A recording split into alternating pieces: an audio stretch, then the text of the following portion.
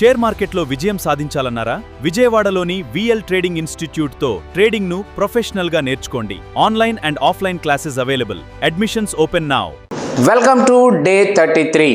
ఈరోజు మనం గ్యాప్ థియరీలో మరో ముఖ్యమైన కాన్సెప్ట్ అయినటువంటి రన్ అవే గ్యాప్ గురించి తెలుసుకోబోతున్నాం. రన్ అవే గ్యాప్ను మెజరింగ్ గ్యాప్ అని కూడా పిలుస్తారు, గుర్తుపెట్టుకోండి. మెజరింగ్ ఈ గ్యాప్ సాధారణ ట్రెండ్లో ప్రారంభం కాదండి, ట్రెండ్ మధ్యలో ఏర్పడుతుంది. ఇప్పుడు మీరు అబ్జర్వ్ చేస్తే ఆల్మోస్ట్ ఇక్కడి నుంచి ట్రెండ్ ప్రారంభమైంది, కానీ ఇక్కడి నుంచి ఇక్కడికి చూసుకుంటే ఈ మధ్యలో ట్రెండ్ మధ్యలో ఏర్పడుతుంది. అండ్ ఇంకోటి ఏంటంటే, ఇలా వచ్చినప్పుడు ట్రెండ్ ఇంకా బలంగా కొనసాగుతుందని సూచించే ఇది పవర్ఫుల్ సిగ్నల్ అండి. రన్ అవే గ్యాప్ కనిపిస్తే మార్కెట్లో మూమెంటం ఇంకా కొనసాగుతుందని అర్థం. అందుకే ట్రెండ్ ఫాలోయింగ్ ట్రేడర్స్ ఈ గ్యాప్ను చాలా ముఖ్యంగా పరిగణిస్తారు.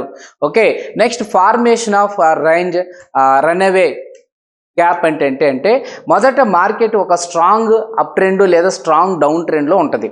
ట్రెండ్ ఇప్పటికే ప్రారంభమై ఉంటుంది ఆల్రెడీ. ఆ సమయంలో బయ్యర్స్ లేదా సెల్లర్స్ నుండి నిరంతరం ప్రెజర్ వస్తుంది అనుకోండి. అది బుల్లిష్ ట్రెండ్లో బయ్యర్స్ వరుసగా ఎంట్రీ అవుతారు, బేరిష్ ట్రెండ్లో సెల్లర్స్ వరుసగా మార్కెట్ని కిందకు లాగుతూ ఉంటారు. ఈ స్ట్రాంగ్ మూమెంటం కారణంగా ప్రైస్ ఒక గ్యాప్తో ఓపెన్ అవుతుంది, లేదా గ్యాప్ ట్రెండ్లు మధ్యలో ఏర్పడితే దాన్ని రన్ అవే గ్యాప్ అంటారు. ఇది ట్రెండ్ సిగ్నల్ని స్ట్రెంగ్త్ని సూచించే ముఖ్యమైన స్ట్రెంగ్స్, అంటే ఆ ట్రెండ్ పర్ఫెక్ట్గా ఉందనేది తెలియజేసేది. దీని సైకాలజీ ఏంటంటే, ట్రెండ్ అప్పటికే ప్రారంభమై ఉండడంతో చాలామంది ట్రేడర్స్ మిస్ అవుతారు, భయం వచ్చేస్తుంది.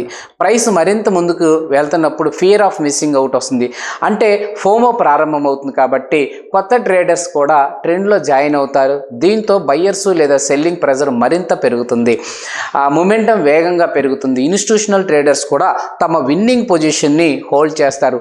అందుకే రన్ అవే గ్యాప్ తర్వాత ట్రెండ్ మరింత బలంగా కొనసాగుతుందండి. అండ్ దీన్ని ట్రేడింగ్ ఎలా చేయాలి?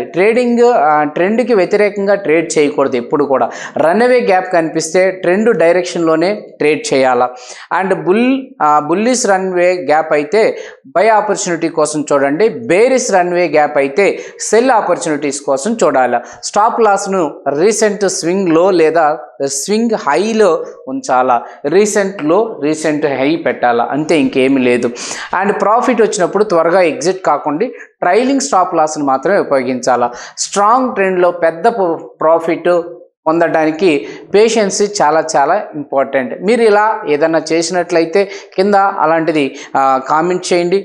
మీకు ఈ వీడియో నచ్చినట్లయితే లైక్ చేయండి, షేర్ చేయండి. థ్యాంక్ యూ వెరీ మచ్ అండి. Happy trading and happy learning.